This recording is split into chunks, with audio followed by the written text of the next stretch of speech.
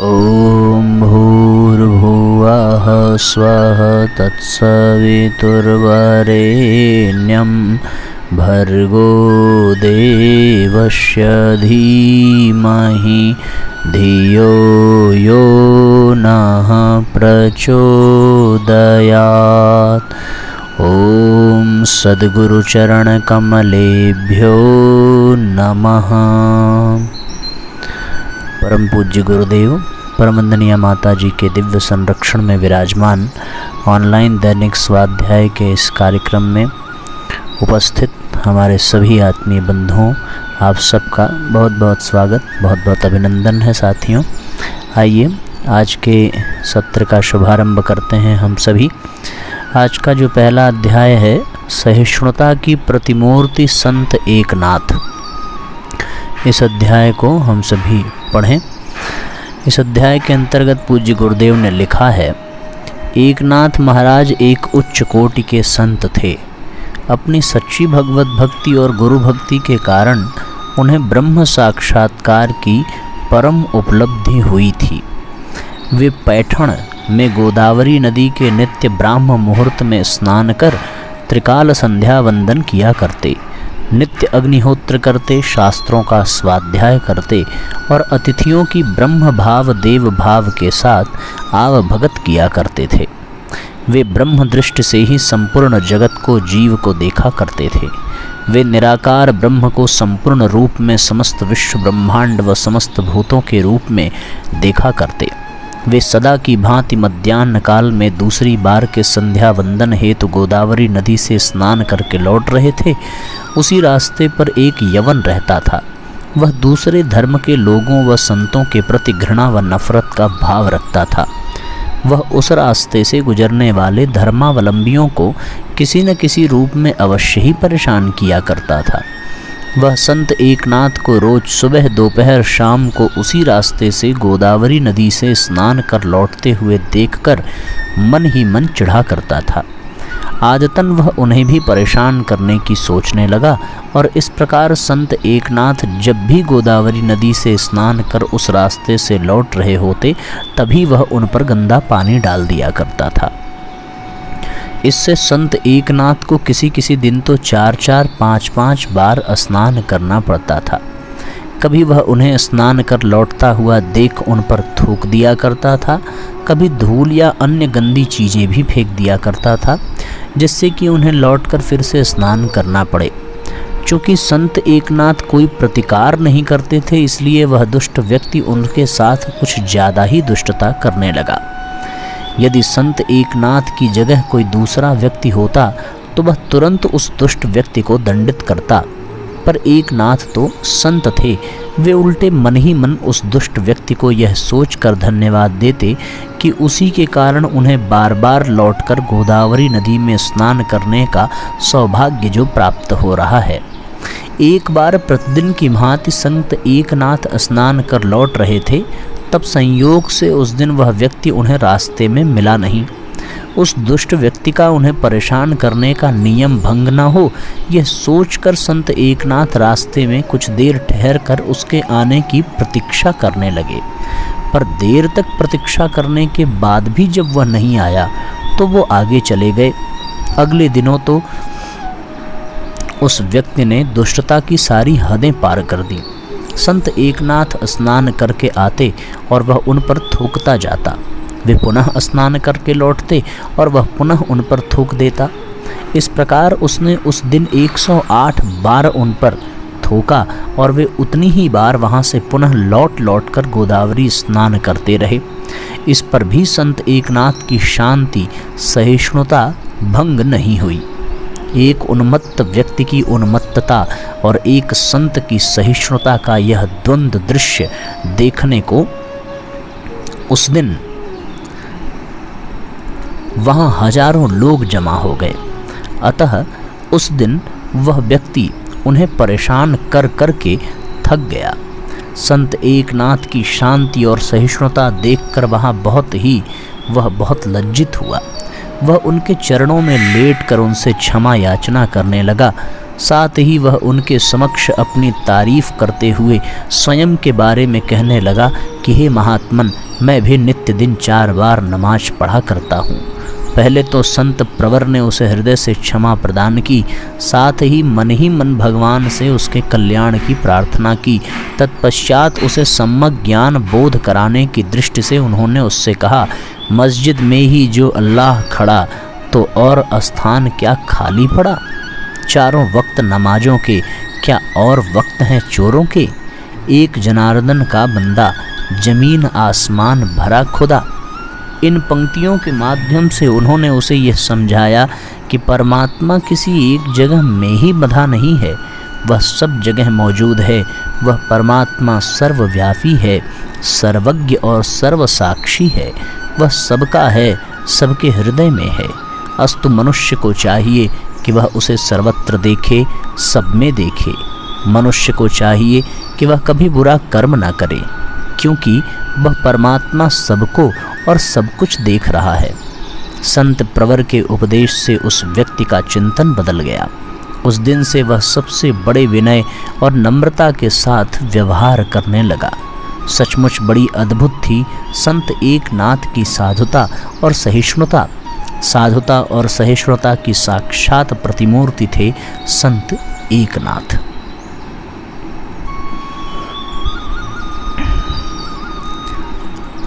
महर्षि आश्वलायन अपने शिष्यों के साथ बैठकर तत्व चर्चा करने में निमग्न थे।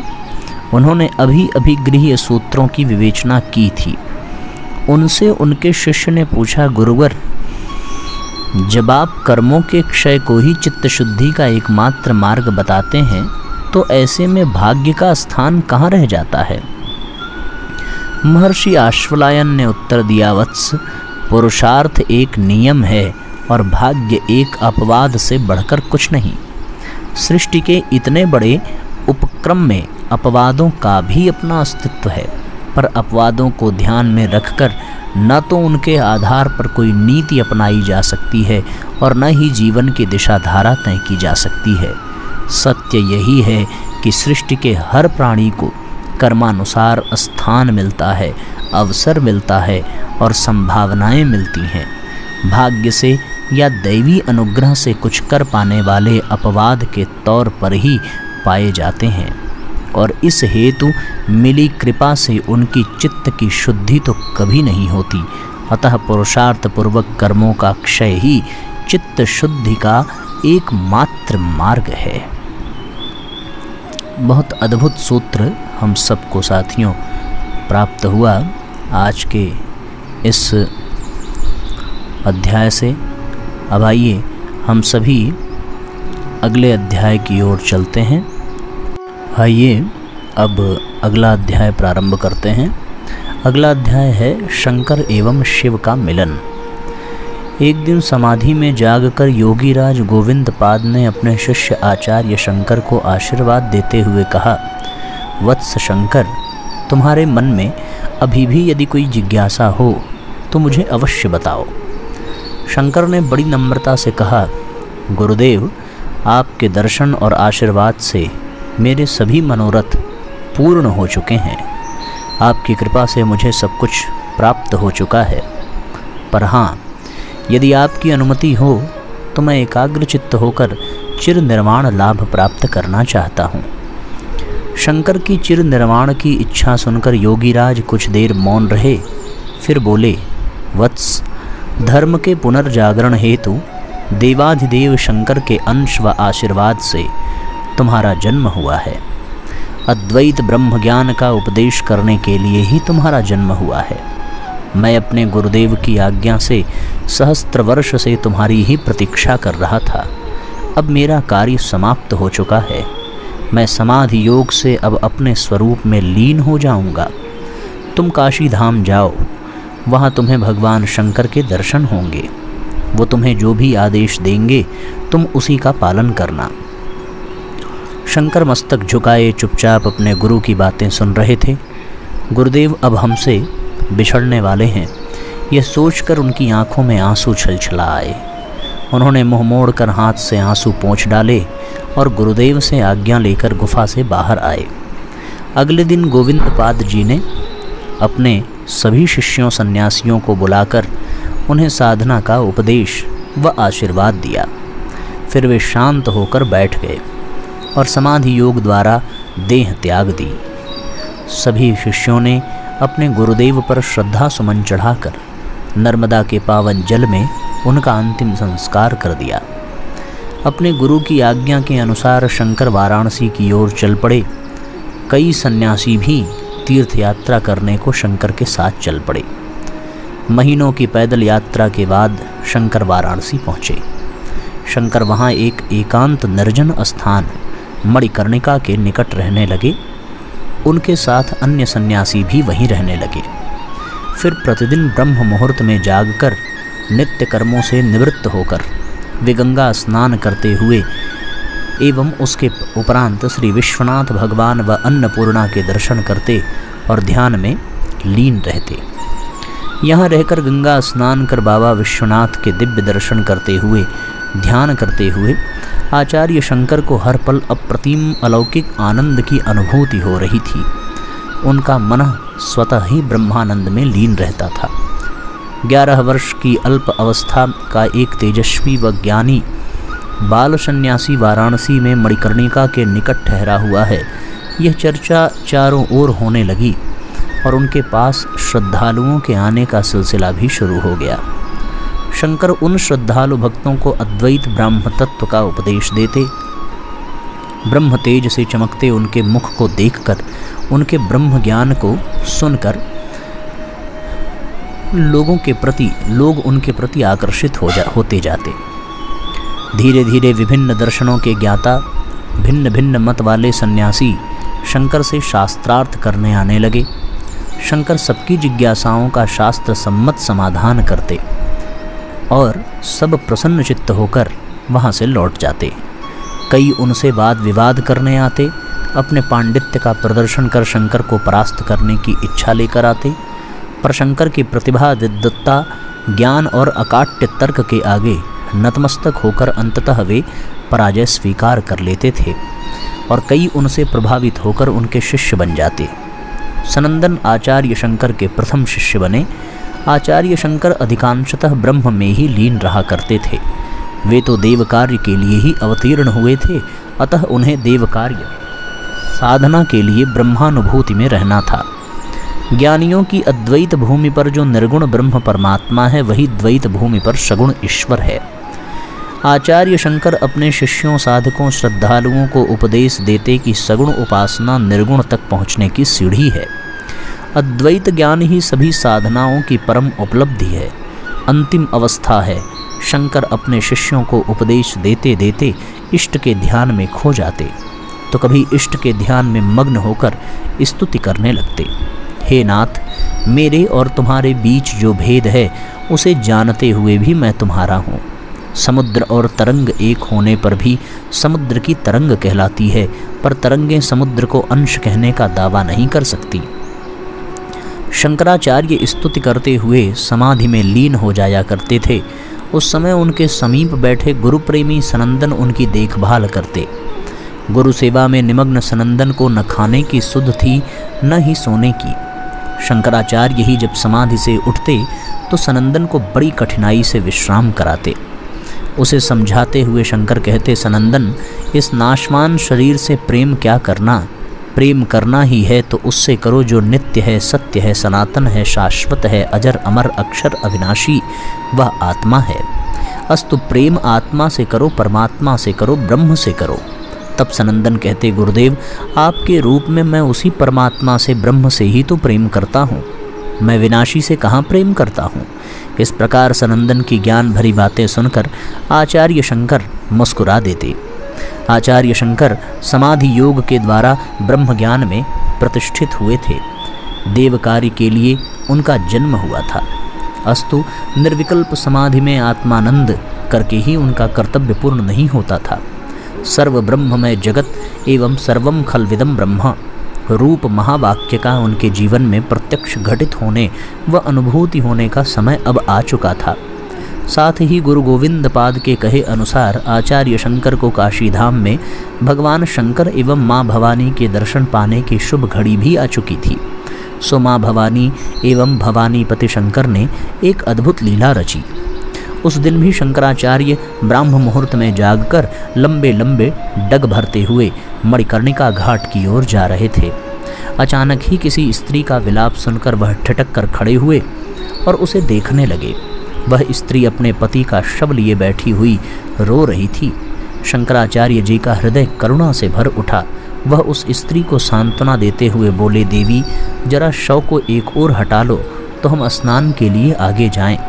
उस स्त्री ने शंकराचार्य की ओर देखा और बोली, महात्मन आप शव को रास्ते से हट जाने को कह दीजिए। आचार्य शंकर बोले, माँ भला ये कैसे संभव हो सकता है कि शव स्वयं ही रास्ते से हट जाए। शव में हटने की शक्ति कहाँ है, आप ही उसे रास्ते से अलग हटा दीजिए, हमें स्नान आदि कार्यों के लिए देर हो रही है। वह स्त्री बोली, महात्मन आपके मत में तो शक्ति निरपेक्ष ब्रह्म ही जगत का करता है, फिर शक्ति के बिना शव क्यों नहीं हट सकता। यह कहते हुए वह स्त्री शव सहित अंतर्धान हो गई। आचार्य शंकर ने उस स्त्री की ज्ञान भरी बातें सुनकर ध्यान से उस स्त्री की ओर देखा, पर वहाँ अब न तो स्त्री थी न ही शव। ये कैसी लीला थी। शंकर ने मन ही मन सोचा, आहा ये तो साक्षात आद्य शक्ति महामाया की ही लीला थी। साक्षात माँ भवानी ही मुझे ज्ञान बोध कराने आई थी, पर मैंने माँ भवानी को पहचाना नहीं। आचार्य शंकर को अपनी आत्मा में अप्रतिम आनंद की अनुभूति हुई। माँ भवानी शक्ति की महिमा ही तो दिखाने आई थी। यह सोचते हुए शंकर वहीं बैठकर माँ भवानी की स्तुति करते हुए कहने लगे, हे भवानी आप ही परब्रह्म रूपा हैं, आप ही आद्य शक्ति हैं, आप सर्वव्यापी हैं, सर्वशक्तिशाली हैं। आप मेरी रक्षा करें, मैं आपका शरणागत हूँ। आपने मुझ पर कृपा करके अपने अस्तित्व का परिचय दिया है। कितना सुंदर दृश्य रहा होगा, कितनी सुंदर मनोभूमि रही होगी। इस अलौकिक घटना से आचार्य शंकर के चिंतन में अंतर आ गया और उन्होंने अनुभव किया कि जीव और ब्रह्म अभिन्न है। निर्विशेष ब्रह्म केवल दृष्टा मात्र है। जगत की रचना तो आद्य शक्ति महामाया ने की है। आचार्य शंकर समाधि योग द्वारा अद्वैत ब्रह्म ज्ञान में प्रतिष्ठित हुए थे और आज माँ भवानी की कृपा से उन्हें जीव भूमि पर व्यवहारिक क्षेत्र में सर्व ब्रह्ममय जगत का ज्ञान बोध व दृष्टि पूर्ण रूपेण प्राप्त हुई। उसी प्रकार व्यवहारिक क्षेत्र में शंकर में ब्रह्मात्म विज्ञान के परिपूर्ण विकास के लिए भवानीपति भगवान शंकर ने एक और अद्भुत लीला रची। उस दिन शंकराचार्य प्रतिदिन की भांति मणिकर्णिका घाट की ओर गंगा स्नान को जा रहे थे। तभी उन्हें एक कुरूप व्यक्ति 4 कुत्तों को साथ लिए उसी रास्ते में आता हुआ दिखाई पड़ा। जब वह शंकराचार्य के रास्ते में आकर खड़ा हो गया तब उन्होंने उससे कहा, अरे भाई तुम जरा जंजीर से बंधे हुए अपने कुत्तों को लेकर एक ओर खड़े हो जाओ और हमें आगे निकल जाने दो। पर वह व्यक्ति रास्ते से हटा नहीं, वह उसी रास्ते पर आगे आगे जाता रहा। इस पर शंकराचार्य ने फिर कहा, अरे ओ भाई तुम मार्ग से हट जाओ, हमें स्नान आदि आवश्यक कार्य के लिए देर हो रही है। महात्मन आप किसे हटने को कहते हो? उस व्यक्ति ने हंसते हुए संस्कृत भाषा में कहा, आप किसे हट जाने को कह रहे हैं, आत्मा को या देह को? आत्मा तो सर्वव्यापी है, निष्क्रिय और सतत शुद्ध स्वभाव है। यदि देह को हटाने को कह रहे हो तो वह तो जड़ है, फिर वह कैसे हट सकती है? और तुम्हारी देह से किसी और की देह किस अंश से भिन्न है, यह भी तो बताओ। जीव और ब्रह्म की अभिन्नता और अद्वैत ब्रह्म तत्व में प्रतिष्ठित होने का मिथ्या अभिमान करते हो। तत्व दृष्टि से क्या ब्राह्मण और चांडाल में कोई भेद है? तत्व दृष्टि से क्या एक देह किसी दूसरी देह से भिन्न है? जल में प्रतिबिंबित सूर्य और सुरा में प्रतिबिंबित सूर्य में क्या कोई भेद है? क्या यही तुम्हारा ब्रह्म ज्ञान है? उस व्यक्ति की ज्ञान भरी बातें सुनकर आचार्य शंकर अचंभित हुए, आश्चर्यचकित हुए, विस्मित हुए और लज्जित भी। उन्होंने सोचा अवश्य ही यह देवलीला है। उन्होंने हाथ जोड़कर भगवान भोलेनाथ की स्तुति करते हुए कहा, हे प्रभु आप सभी भूतों के प्रति समज्ञानी हैं, सर्वज्ञ हैं, सर्वव्यापी हैं और मेरे गुरु हैं। मैं आपके चरणों में कोटिशः नमन करता हूँ। आचार्य शंकर ने तभी देखा कि सामने न तो वह व्यक्ति है और न ही उसके कुत्ते हैं। आचार्य शंकर ने देखा कि सूर्य एवं अग्नि के समान दिव्य पुरुष महादेव भगवान भोलेनाथ अपने हाथ में चारों वेद लिए उनके सम्मुख खड़े हैं। भगवान को साक्षात अपने सम्मुख पाकर आचार्य शंकर का हृदय हर्ष और आनंद से भर गया और वे पुनः हाथ जोड़कर स्तुति करते हुए कहने लगे, हे विभो, हे विश्वमूर्ते, मैं आपकी वंदना करता हूँ, मैं आपको बारंबार प्रणाम करता हूँ। हे चिदानंद मूर्ते, मैं आपकी शरण में हूँ। भगवान शंकर आचार्य शंकर की स्तुति से प्रसन्न होकर उनके सिर पर हाथ रखते हुए बोले, वत्स, मैं तुमसे अति प्रसन्न हूँ। मैं तुमसे जगत में वैदिक धर्म की पुनः प्रतिष्ठा कराने की इच्छा रखता हूँ। तुम वेदांत की निर्दोष व्याख्या द्वारा भ्रामक मतवादों का खंडन करके व्यासकृत ब्रह्म सूत्र पर भाष्य की रचना करो। वेदांत का मुख्य तात्पर्य जो ब्रह्म ज्ञान है, उसकी प्रतिष्ठा करके वैदिक धर्म का सर्वसाधारण में प्रचार करो। जगत के सर्वविध कल्याण के लिए ही तुमने मेरे अंश से जन्म ग्रहण किया है। जब तुम्हारा कार्य पूर्ण हो जाएगा तब तुम मुझ में ही मिल जाओगे। यह कहते हुए भगवान भोलेनाथ अंतर्धान हो गए। आचार्य शंकर देवाधिदेव के दर्शन करके आनंद से भर गए। वे गंगा स्नान कर शीघ्र ही अपने निवास स्थान पर आए, पर उनके कानों में अभी भी महादेव की वाणी गूंज रही थी। आचार्य शंकर ने सोचा कि ब्रह्मसूत्र की भाष्य रचना करने के लिए बद्रिकाश्रम जाना ठीक रहेगा। यह विचार कर वह काशी धाम भगवान विश्वनाथ एवं माँ अन्नपूर्णा को प्रणाम करके अपने शिष्यों सहित बद्रिकाश्रम की ओर चल पड़े। कालांतर में भगवान शिव की उसी आज्ञा को पूर्ण करते हुए वे उन्हीं के धाम केदारनाथ में शिवत्व में विलीन हो गए। इस तरीके से साथियों, बड़ा सुंदर और बड़ा आनंददायक ये अध्याय था। ये अध्याय तो ब्रह्मज्ञानियों के लिए सर्वश्रेष्ठ हो सकता है। हम सभी तो साधारण हैं, पर इन साधारण बुद्धि वालों के लिए भी ये अध्याय बड़ा मार्मिक है। यहाँ पर हमने आचार्य शंकर के जीवन में घटने वाली दो विभिन्न घटनाओं, जिसके माध्यम से ब्रह्म की शक्ति ने इस संसार का निर्माण किया है, और दूसरी घटना जिसके माध्यम से सब एक समान हैं, सब में एक ही सत्ता है, ये दो भाव हम सब लोगों को प्राप्त होते हैं। ऐसे में हम इन दोनों भावों को अपने भीतर अनुभव करने का प्रयत्न करें, यही ये अध्याय संदेश देता है। चीन के प्रसिद्ध दार्शनिक लाओ त्से ने अपने शिष्य से कहा, तुम्हें पता है कि मैं अपने जीवन में कभी किसी से पराजित नहीं हुआ। शिष्य को यह सुनकर बड़ा आश्चर्य हुआ और बोला, पर आप तो बहुत छोटे व दुर्बल शरीर के हैं, ऐसे में आपको कैसे कभी किसी ने नहीं हराया। लाओ त्से हंसा और बोला, मैंने कभी जीतने की चाहत ही नहीं रखी, इसीलिए हारने का प्रश्न ही उत्पन्न नहीं हुआ। संसार में सारी दौड़ पाने की है, इसीलिए लोग खोने की सोच से ही परेशान हो जाते हैं, परंतु जो भगवान ने दिया है उसी से संतुष्ट है तो उसके मन को न तो कोई चिंता परेशान करती है और न कोई बेचैनी उद्विग्न करती है। शिष्य की समझ में आ गया कि अतृप्त कामनाएं ही समस्त दुखों का कारण हैं। आत्मज्ञान से भरा हुआ ये छोटा सा कहानी का अंश। आइए अब आज के सत्र को हम लोग विराम दें गायत्री मंत्र साथ साथ। ओम भूर्भुवः स्वः तत्सवितुर्वरेण्यं भर्गो देवस्य धीमहि धियो यो नः प्रचोदयात्। सभी आत्मीय बंधुओं को बहुत बहुत प्रणाम, सबको नमस्कार, सबका कल्याण हो। जय राम जी की शुभ रात्रि।